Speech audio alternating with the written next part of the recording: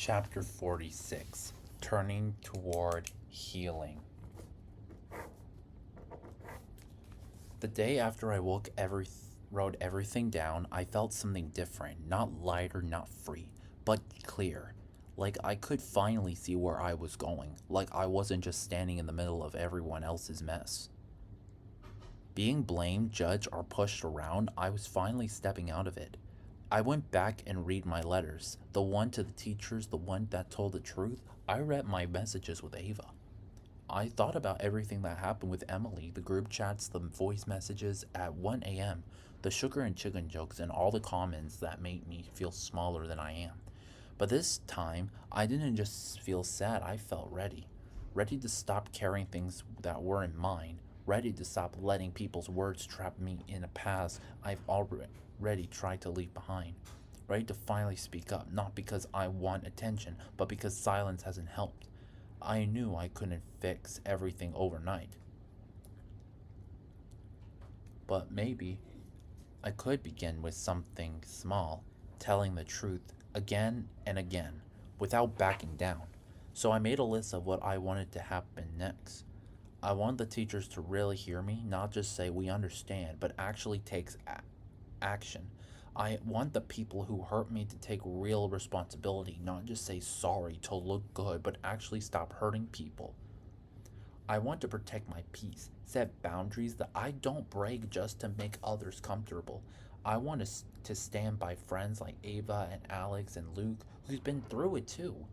I want healing, not just for me, but for anyone who's been pushed down or picked on or silenced. I don't want drama, I don't want fights, I want peace. But peace means honesty. Peace means accountability. Peace means walking away from people who keep hurting you. Even if you once called them friends, and I'm not afraid anymore. This part is where the healing begins, not because everything's fixed, but because I choose to stop hiding and start standing. I'm turning toward healing, I'm choosing peace, truth, and the people who make me feel safe, and I'm not going back. Chapter 47, Talk That Changed Something. After writing it all down, I felt like I had finally taken the first step, but I knew that if I really wanted to move forward, I need to speak face to face with someone who could help. Not just a text, not just a message sent and read, a real talk. So I asked one of the teachers, someone I trust more than most, if they had a minute. I was nervous, but I said, "Can we talk somewhere private?" We sat down in a quiet room. My voice shook at first, but I told them everything. About the jokes that hurt me, about Emily's behavior and how she always made it seem like I was the one in the wrong, about the lies, the late night messages, the way people kept bringing up my past instead of looking at what was happening. The truth about how I felt. They didn't interrupt, they just listened. When I finished, I wanted for the usual response: "It'll be fine," or "just ignore it," or "we all make mistakes." But instead, they said something different. They said, "Thank you for telling me. What happened to you matters, and it wasn't okay." They hit hard. Not because it was dramatic, but because it was the first time someone really saw me in this. Not as someone dramatic, not as someone causing trouble, but as someone who deserved respect, protection, and kindness. They said they would help, that there would be follow up, that my voice would be ignored, and even though I didn't expect everything to be solved, I finally felt like I wasn't alone. Later that day, I told Ava about the conversation. She said, "That's huge. I'm proud of you." And I said, "Thanks. I'm proud of me too." Because standing up for yourself doesn't mean yelling. Sometimes it just means refusing to stay silent one more time. That talk didn't fix everything, but it changed something in me. I felt stronger, more sure. I was done hiding. Now it was time to keep walking forward, one honest step at a time. Chapter 48, No More Silence. The next day, something felt different at school. Not because everything was fixed, but because I finally had spoken up. That gave me a kind of strength I didn't know I had. I wasn't going to let myself be silent anymore, not by Emily, not by the lies, and not by people who thought they could treat me anyway. They wanted and get away with it. After class, I met up with Alex and Ava near the front steps. The three of us had been through a lot. Alex looked at me and asked, "Did you talk to them?" I nodded. "Yeah," I said, and they listened. Ava smiled and gave me a little fist bump. Good, she said. "You deserve to be heard." We sat together and talked about how hard it's been to trust people when it feels like the same ones keep hurting us. About how being told you're too sensitive or it's in the past doesn't make things better, but how we weren't asking for drama. We were just asking for respect. Then Alex said something I'll never forget. I used to think about being quiet many things easier, but now I think being quiet just lets people keep doing whatever they want, and I'm done and I'm not okay with that anymore. That hit me. We promised each other that day, one more hiding how we feel. If something is wrong, we'll speak up. If someone is hurting us, we'll say no. And if people try to twist the truth, we'll stand together in it.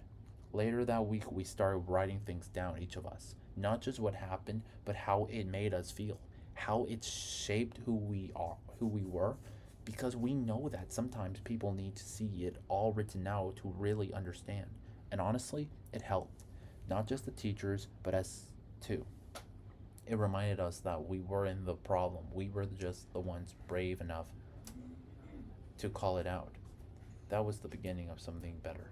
Not perfect, not easy, but better. Because when you stop being silent, you start taking your power back.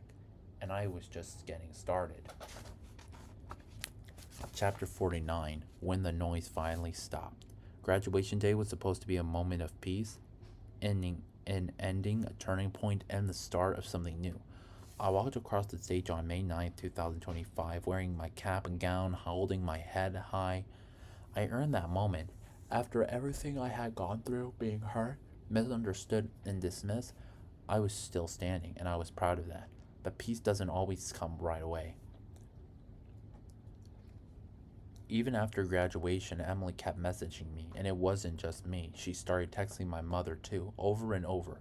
Some of it didn't even make sense. It felt like she was trying to pull me back into the drama I had worked so hard to leave behind. But this time, I was going to fall for it. I told my mom everything. I showed her the messages, and she saw it with her own eyes. How Emily would blow up, then apologize, then blow up again.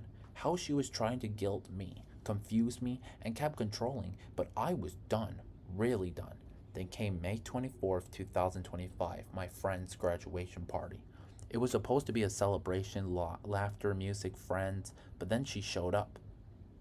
Emily, she came out of nowhere and blew up at me in front of people, loud, emotional, accusing me, and for what? For choosing peace? For walking away from something toxic? I didn't yell back. I didn't need to. Everyone saw it. Everyone heard it, and for once, I wasn't the one people questioned. They saw her for who she really was in that moment. A few days later, I heard she got in trouble. Finally, the teachers and other adults were notified.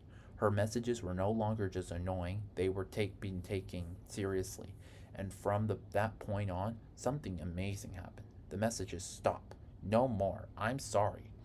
Followed by more blamed, no more guilt trips, no more chaos. For the first time in a long time, silence. Then, out of nowhere, she begged to come to her graduation on just June 7th. She'd try everything: emotion, emojis, apologies. Let's be friends again. But I had already made my choice. I wasn't going to go. I didn't need to prove anything to her. My peace didn't require her permission. That day, I realized something really important. Walking away doesn't make you weak. It means you're brave enough to protect your own peace. You don't own anyone as access to your life, especially people who hurt you over and over again. Graduation wasn't just the end of school, it was the end of letting people like Emily control my voice, my time, and my energy. I was done being the quiet one. I was finally free.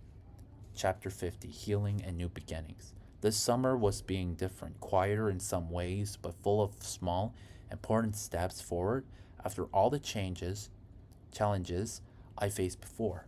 I finally started to feel like I'm healing. It wasn't sudden, it was more like a slow sunrise. little by little lighting up parts of me that had felt dark for a long time. I spent more time focusing on myself, letting go of old hurts and learning how to be patient with my own feelings. Sometimes that meant taking a break from people who weren't good for me or situations that only made things harder. Other times, it meant reaching out to new people who actually listened, who cared without judgment, and who made me feel safe. I've made a few new friends this summer. We don't have a long history together, but there's something real about the way we connect. It's refreshing to have people around who accept me as I am, with all my strengths and flaws. These friendships remind me that I'm not alone, and that healing isn't just about fixing what was broken. It's about growing something new. As the summer days pass, I'm learning that healing is a journey. Sometimes it shows, and it's slow and messy, but it's mine. And with new friends by my side, I'm hopeful about what comes next.